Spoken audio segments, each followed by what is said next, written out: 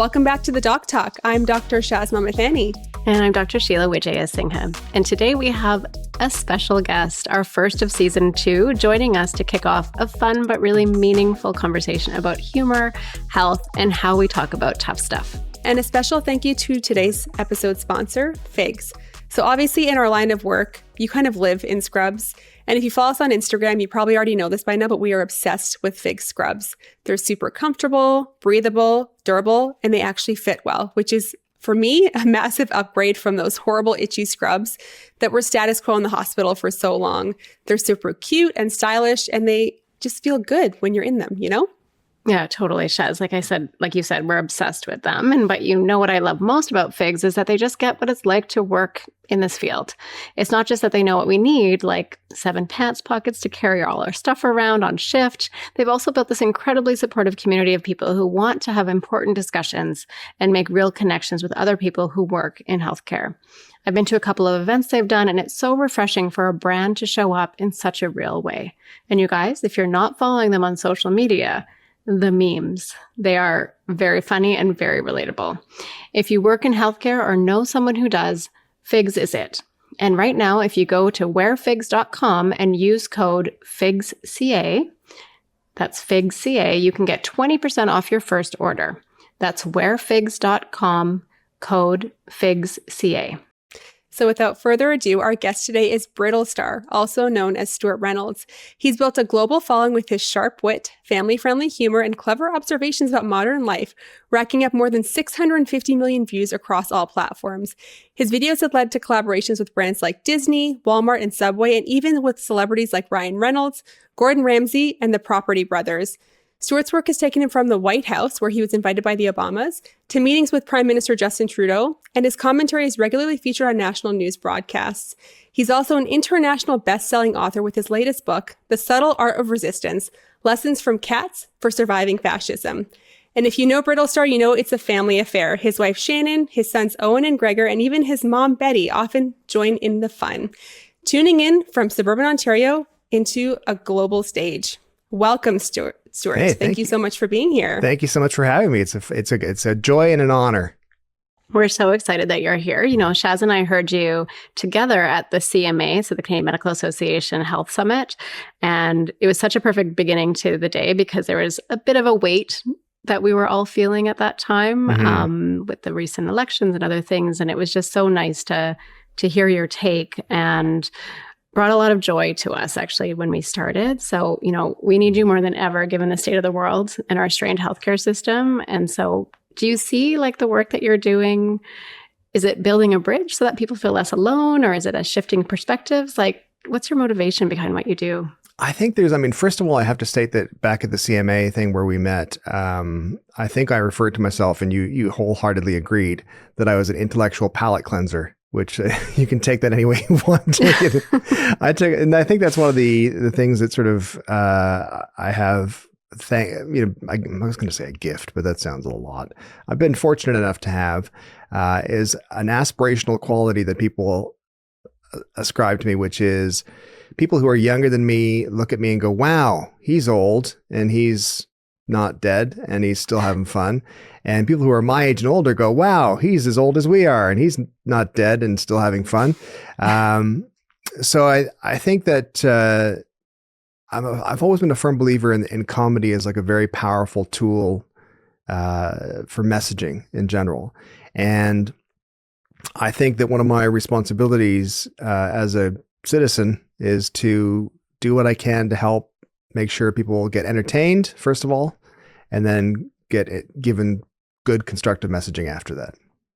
Yeah. And, you know, Stewart, like, speaking about our kind of conversation after the CMA Health Summit, that's exactly what we spoke about. After I bumped into Sheila and she spilled tea on you, or herself. I can't quite remember. I was free. Yeah, I totally missed it. I stepped back. I gallantly immediately pushed her in the direction of the dripping tea. Thank you. Yes, I'm still healing from that moment, but it's okay. But one of the things we talked about, and the reason we wanted to bring you onto our show, is because you use comedy so effectively to bridge that gap, to help kind of soften topics that are often polarizing and challenging to speak about. In those situations, have you ever found that humor has ever backfired when you've tried to kind of bridge that gap or tackle misinformation? I mean, you don't want to be cavalier about serious topics, but at the same time, you don't want to be cavalier in a careless way.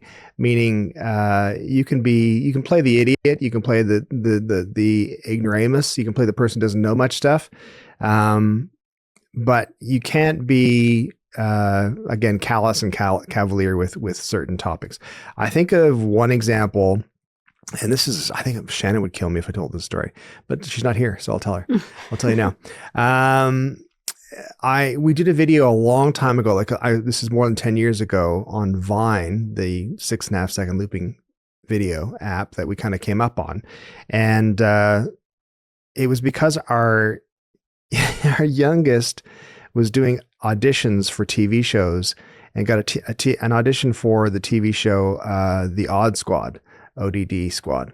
And I thought this is really funny because it was in the script and the lines that he had to learn. It was like O period, D period, D period. I was like, oh, that's so weird. So I made this silly video about if your kids suffer from ODD, meaning just the word odd. And then I think Gregor, our youngest, walked through and he had like a baby doll stuck down his shirt and he was just sort of acting silly and walked past frame. And the idea was he's acting odd. Turns out odd's a real thing. ODD is a real thing. Yeah. It's oppositional defiance disorder. Yeah. And I was mortified. I think we got like 3 or 4 comments right away saying, this is a real thing. And I was like, oh my God, no, what have I done? So I think that comedy's backfired sometimes in that sense that I haven't done my homework. And I think that's one of my biggest fears now when I'm creating stuff that's got messaging, that's important messaging, especially that's related to health messaging, is making sure I've got my facts straight before I try to make a joke about something that is a real thing. So how do you do that? Like, where do you go to get your facts? Because there's a lot of information online. Signal, Telegram. Okay. No, I'm just kidding. None of that stuff. I'll try to do some due diligence by, checking news stories and checking if someone like, at the time during the pandemic, if Dr. Tam said something, I'd be like, that's probably legit. She's probably not making it up. And I would take that information as being like, okay, this is good messaging. That was a big part of my video production stuff during the pandemic, was the fact that Dr. Tam was great, super smart, amazing, calm, cool, confident hand on the tiller. Tiller, is that the word? I'm not really good with my marine references.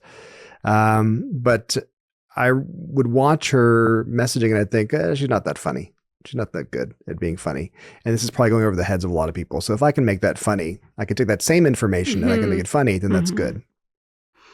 I mean, that's amazing because I know COVID wasn't a happy time for most of us. And it was interesting to kind of see your take on it. And that's interesting to hear your motivation behind it. Like, what made you think that, so you saw that she was really excellent in terms of what the information she was giving, but maybe it wasn't translating.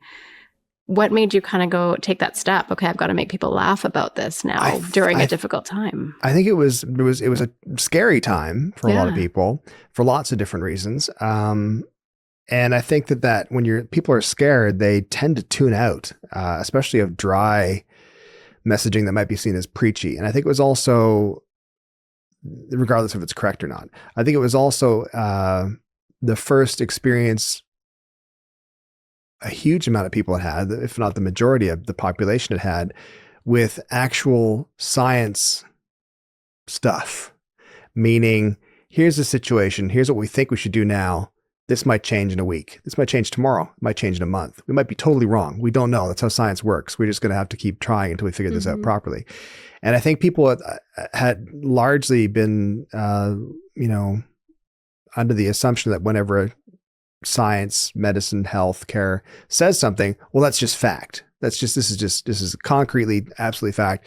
And as opposed to being in a situation where it's like, well, we don't know what the facts are yet. We're just making, everything's just a best guess. And my thing at the time was, and I'm still a big believer in it, is that when you're in a situation that requires your best guesses, you want your smartest people taking their best guess. You don't want dummies taking their best guess. So I thought, looking at her messaging, this is going to be hard to swallow for people. Let's boil it down. Let's distill it down to some essential messaging that can get across in an entertaining manner, and also say to them kind of point blankly, this is what we think right now. It might be wrong 2 weeks from now, but for now, that's what we're going to do. We're going to try it out. We're going to see how it goes because we're trying to get through this. And that was kind of the motivation behind it. I'm so happy to hear you say that because I think Sheila and I have talked about this before, but one of our failures, I think, as a profession during the pandemic was not being clear that science changes and that things evolve. And I think that that's what has led to some of the mistrust in medicine and doctors because the general public doesn't necessarily understand, to the same degree that we do as health professionals, how science is an evolving thing. And as you get new information and as you get more data, those are things that we change and evolve recommendations around so that we are continuing to have the most up-to-date, cutting-edge recommendations for the public. And that was something I think that we certainly could have communicated better. And it was great to have people like you helping us as scientists communicate more effectively with the public. It's interesting, I think if I hadn't had, let's back this story up a little bit. I've taken Psych 101 at the university level, college university level, 3 times. Not because I failed, but because I went to Conestoga College for ECE, took it then, enjoyed it. Went to Wilfrid Laurier for philosophy, took it there, enjoyed it. And then I went to Queen's University and took it there. I didn't enjoy it. And the reason I didn't enjoy it is because the previous 2 experiences with Psych 101, they'd say, this is this thing and this is why it happens. This is this thing, this is why it happens. And at Queen's University in Kingston, the professor would say, this is this thing and this is why it happens. And it was before laptops and stuff. We were all writing down on our chalkboards and writing notes and writing it down. Okay, got it. Excellent. And she go, but that's all wrong. We found that out actually 5 years later that was wrong. It's actually this way. I was like, damn it. Why? Don't tell me what's not right. Just tell me what's right. But it was a really good lesson because it made me realize that whole scientific procedure is exactly that. It's a process. It's not an absolute, this is what's happening that we do. It takes a long, long time and lots of trial and error to be able to get to the point where science can say, if this happens, we do this and that takes care of it. And that's, we can't, undervalue that by any stretch. And at the same time, you can't expect that of something that was like the pandemic that was essentially brand new. So let's shift gears a little bit. So Stewart, Sheila and I have 2 young kids kind of between the ages of 5 and 9. You yourself have raised 2 kids while being very online. This is something that Sheila and I talk about a lot, is kind of being online, having kids, and just balancing those 2 things. So how have they reacted to being a part of your brand and also just your presence online? That's a really good question. I mean, what's interesting for us is that when, we've been doing social media content creation as a full-time thing since 2013. So it's been 12 years now, which is bizarre to think of. We did a remake of a video recently where I wore the exact same thing as I wore in the video in 2013. And it was depressing is what it was, really. Did it fit? It fit. Yeah, it fit. But I mean, as I said because I started when I was 43, and I said to my eldest son that, the difference between 0 and 12, pretty big. It's pretty big. 12 and 24, also pretty big. 43 and 55, huge. Ravaged by time. But it's interesting because we started in 2013 and I started just by doing videos with myself and my kids occasionally, but mainly just myself, and then did a video that got the attention of Disney. And then Disney contacted us and said, we'd like you to make some videos for us, and we would like your whole family to be in it. And both boys our youngest son is very comfortable being center of stage and being in the limelight. So he's like, yeah, absolutely. Our oldest son was a little more hesitant. He's like, yeah, okay, sure, that sounds good. And my wife was like, absolutely not. I'm not doing this whatsoever. And then I showed her how much they're going to pay us. And she's like, where do I stand? And what are my lines? But the kids, I think it was such a tumultuous time in our lives, in our family life at the time in 2013, because our business that we'd had since 1998 had collapsed in 2009, essentially. And we were fiscally screwed. So I think it's a medical term. And Definitely is. It is. That's good. And like we had the notice on our front door of our house and everything. We had the whole bit. And this was like a way out for us. So it's kind of like we had struck oil. It's like the Beverly Hillbillies. Like we had struck oil in our backyard. And I think the kids, even though they were only 11 and 14, they realized, okay, this is just what we're doing now. I guess because this is making us money. We get to eat. We get to keep our house. And occasionally we get to go to California, which is even better. So they were kind of all in. Our youngest is much more comfortable being center stage. He still does content creation now as a full-time job. He's a social media personality in his own right, Stewart Reynolds. And our eldest son, Owen, is much more behind the camera, much more post-production, doesn't like to be center stage. He's much more like his mother, and that he's more comfortable not being. He will if he has to, but he doesn't really want to. And I think that they, we'd never really been like one of those like vlog families. Do you know what I mean? Like you've never been like one of those, I don't know if you're familiar with vlog families of people who film everything. We're going to Costco today. And we brought all the kids with us. There's 12 of us. I don't know why they're Southern, but they always seem to be.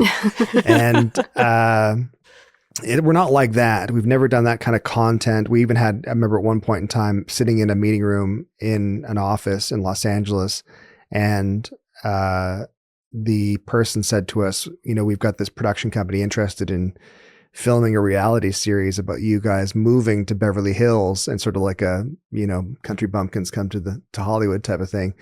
And our youngest son was like, yeah, absolutely. Let's do this. I was like, how much money? And our eldest son, if he could have unzipped his skin and slid under the door, he would have. He was like, absolutely zero chance. We're not doing this. We're absolutely not. I'm not involved in this whatsoever. So it's been a weird thing because we have like a modicum of celebrity. So, if I'm going somewhere with the kids, they're 23 and 26, with the two men that we've somehow made, they get used to the idea of people coming up and saying hello and asking for pictures and stuff like that. So I guess they just they're so young when it started. They're kind of like, whatever. It's not that impressive. So. Interesting. So being online, there's so much information on there in terms of parenting culture and advice that parents will give in these different settings. And it can be really like intense at times. What is like the worst piece of health advice that you've seen in parenting circles?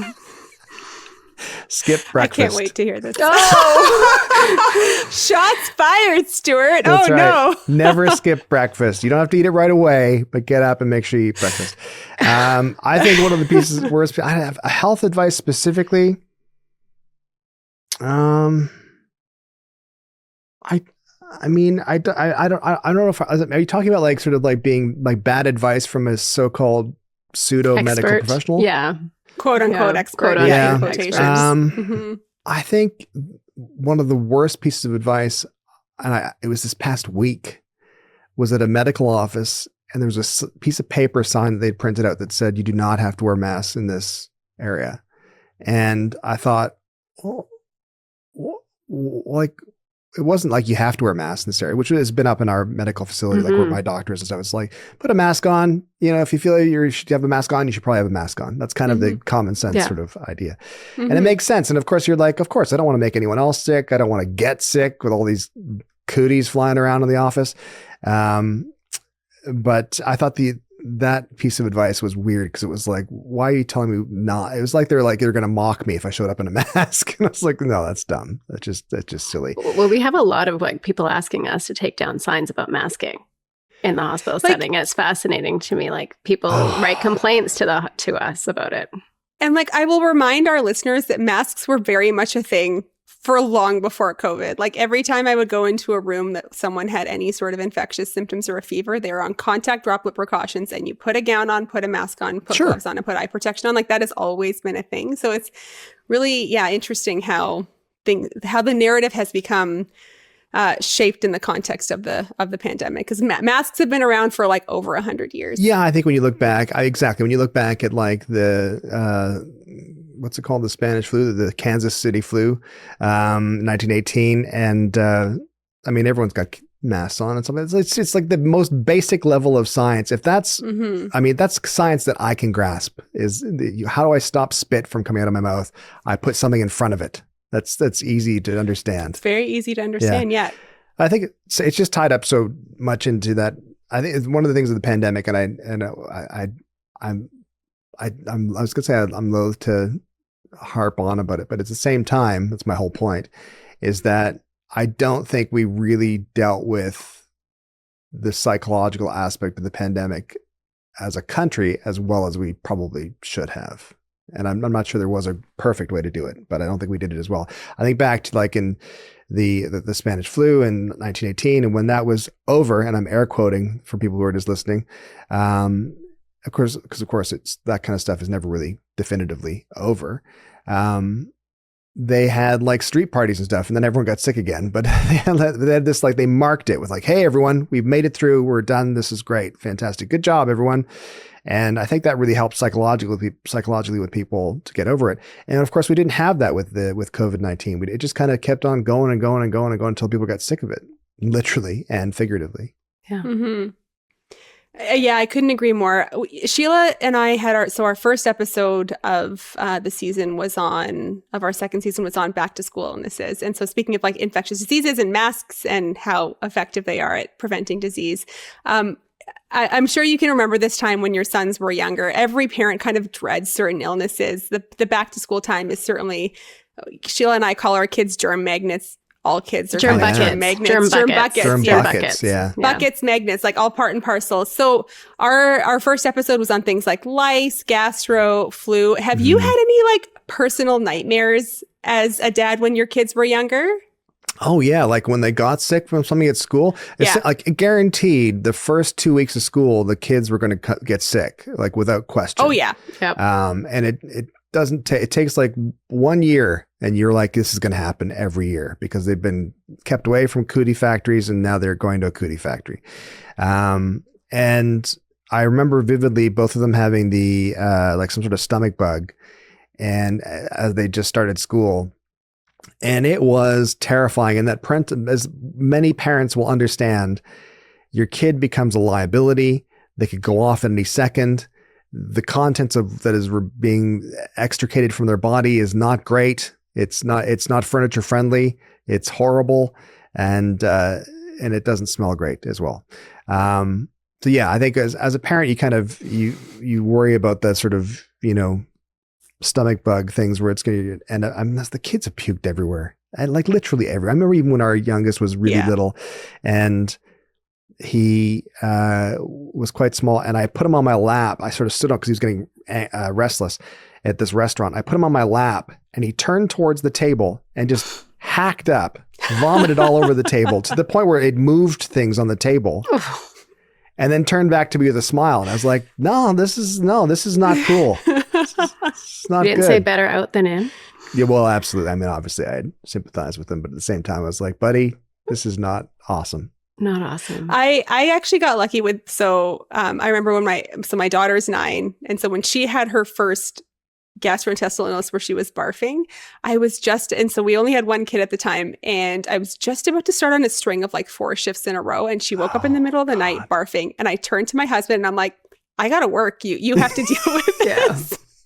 So he has actually now become the de facto vomit parent. Oh, nice. That's a good trade. Which I don't actually know how this evolved. I'm the one that's a healthcare provider, right? But I'm just like, no, it's so contagious. I can't get sick. I have to go and work. And so now that has just become what it is. So I actually have to deal with vomit at home. It's so I have to deal with vomit at work, but not at home very much. Yeah, which is good. That's fair. Oh, that's fair. Because otherwise it'd just be like a busman's holiday when you got home. You need to be able to, to cut a line between the two of them. I don't like when your kids are sick and you're like, I don't remember feeding them cottage cheese. That's the worst. Our kids tend to be like a chain reaction to each other. So my son is a vomiter, my daughter's not, unless she sees my son vomiting. And so he'll start and she'll look over and she will beeline it out of the room because she knows that when she sees it or smells it, she's going to start vomiting at the same time. And we like encourage her. We're like, you got to go. You got to go quickly. Otherwise, we have 2 kids vomiting at the same time. It's happened in cars because he gets car sick. And then it's just like... Yeah, but I haven't given it to my husband though, Shaz. Use the work thing, Sheila. Hopefully Corey's not listening to this, but use the work thing. Fair. Okay. Show up with a stethoscope and be like, do you remember what I do? Do you remember how many I deal with this stuff all the time, saving lives. Yeah. I don't need to clean up puke at home. You can do that. Yeah. So gross. It's our worst. So speaking of family chaos, we wanted to shift gears again, just to zoom out to a little bit around creators and how you shape the public health conversation, which we appreciate so much that you've done so effectively for Canadians and abroad. So did you ever, do you think government should actually partner with creators to share health information more effectively? I would have said yes. Prior to the pandemic, I think there's so much mistrust that I think that any sort of connection to the government or a government is immediately met with suspicion by tinfoil hat types. And they have the tinfoil hat types still have a tremendous influence on people. And I think,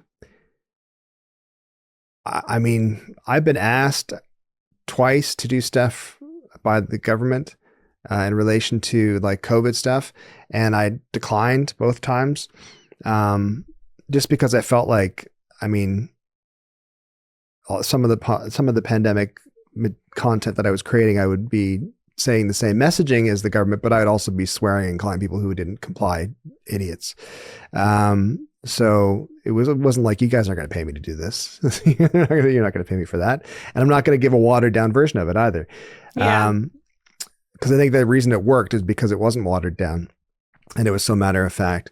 But so saying, I mean, disclosure, I have partnered last year with Moderna for the COVID vaccine. And it's I'm going to tell people to get vaccinated anyway. So if you want to give me lots of money to do that, I'll be happy to take it. That's just totally fine by me. I think it's just good messaging.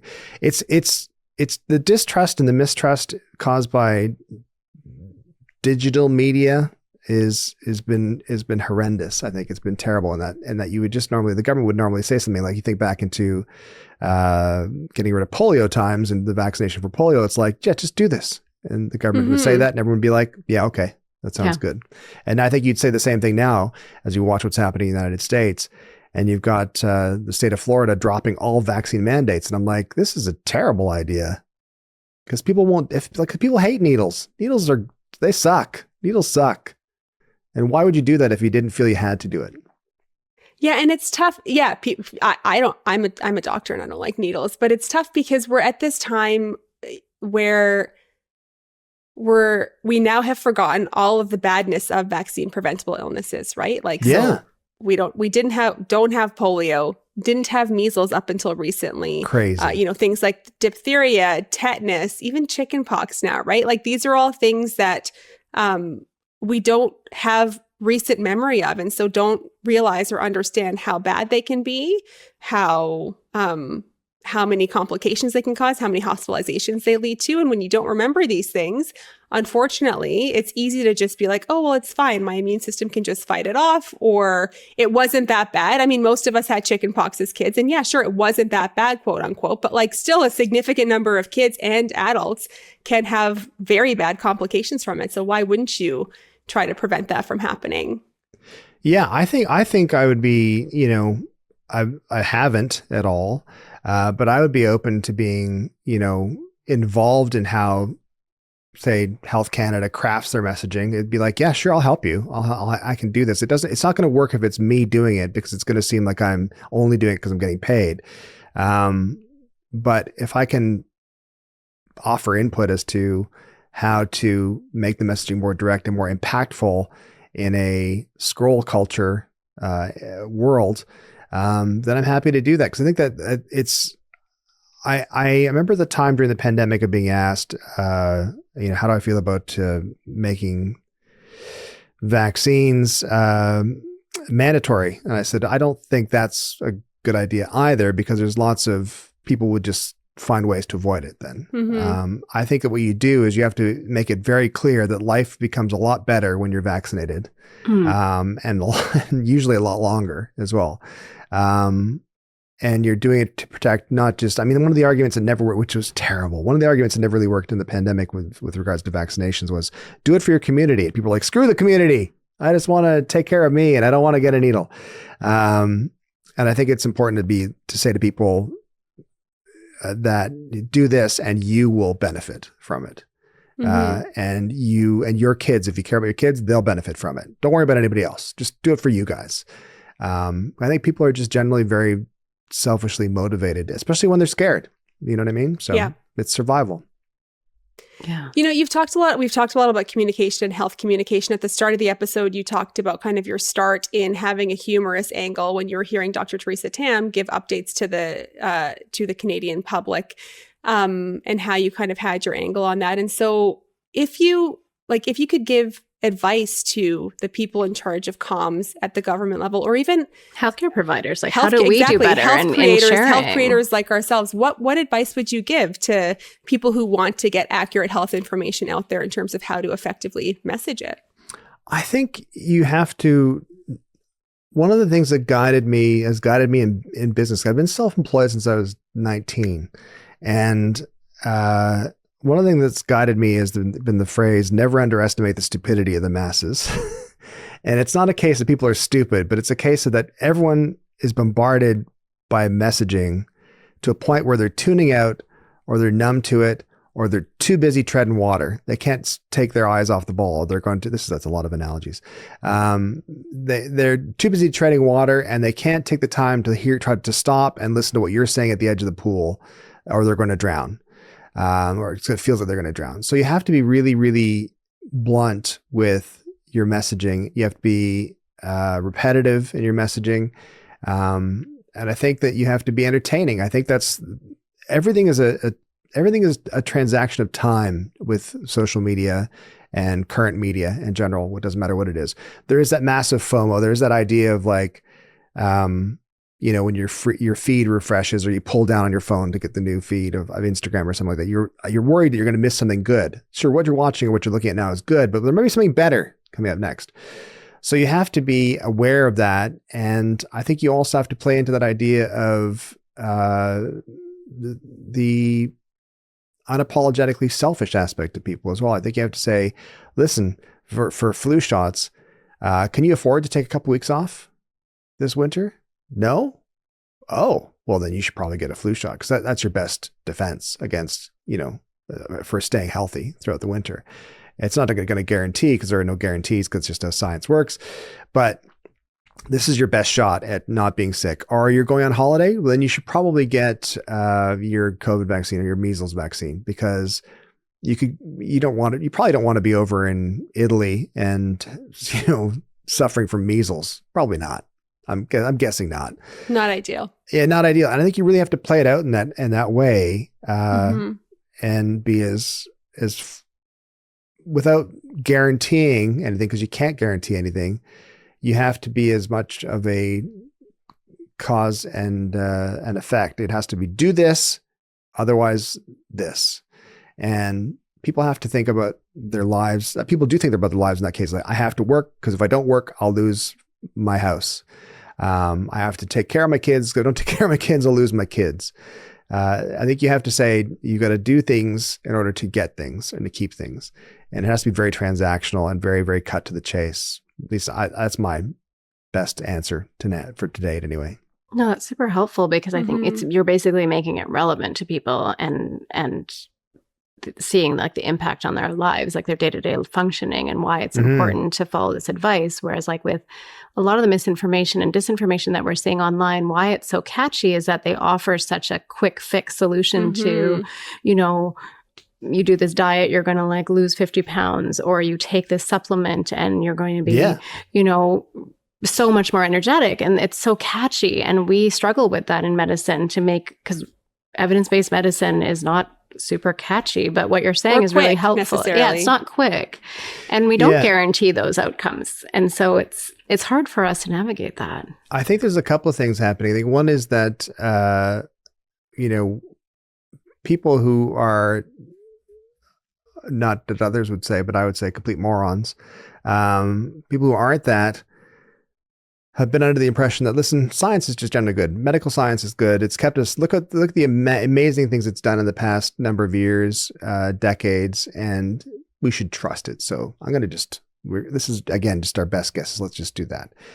I think also we have to learn from those ads, like the supplements and stuff. You do this and you're going to lose, to get this app, and you're going to lose 45 pounds just by doing 5 minutes a day.